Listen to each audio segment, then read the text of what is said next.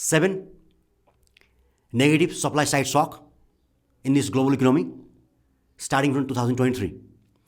According to Nouriel Roubini, who is also called the Dr. Doom, who had predicted the 2008 financial crisis, had said there are around 7 trends that is making the world economy in a supply side shock. The number 1 is deglobalization. After the pandemic and the Russia-Ukraine war, and also the rise of Trump in US since 2016, rise of right-wing party in Europe and elsewhere, the country wants to focus in their internal production and doesn't want to rely in the global market. Second is the issue of protectionism. Due to the bombardment of foreign goods and services in the country, government thinks that the production should be protected from any sort of foreign invasion. For this, they are bringing some sort of policies that promotes their own goods by limiting the foreign goods. For example, in Trump's time in US, many Chinese goods were restricted because of its growing influence in the US market and also the growing trade deficit. Third, it's a issue of relocation. So during pandemic, many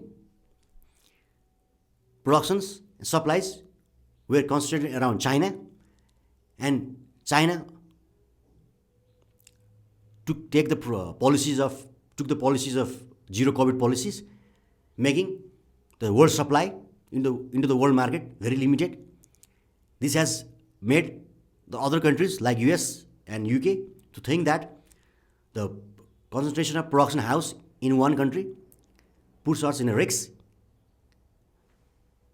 So from pandemic, many factories are relocated to India, Southeast Asia, and elsewhere. The relocation strategy is to make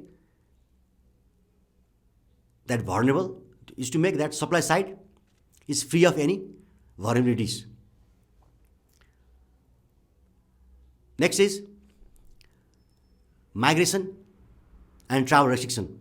Due to pandemic and COVID, and also Europe policies of restricting migrations, many people who are willing to provide services in a low wage aren't allowed in Europe and America, making the production and economic growth is in limited sense in Europe and US.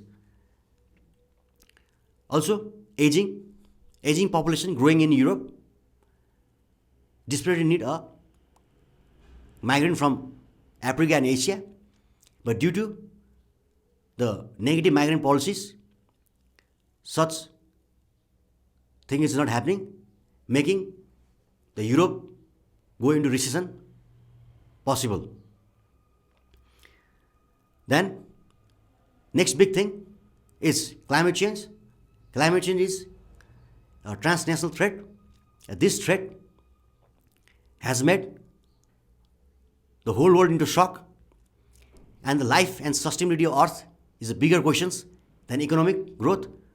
For doing economic growth, industrialization, CO2 emission need to be rechecked by renewable energies.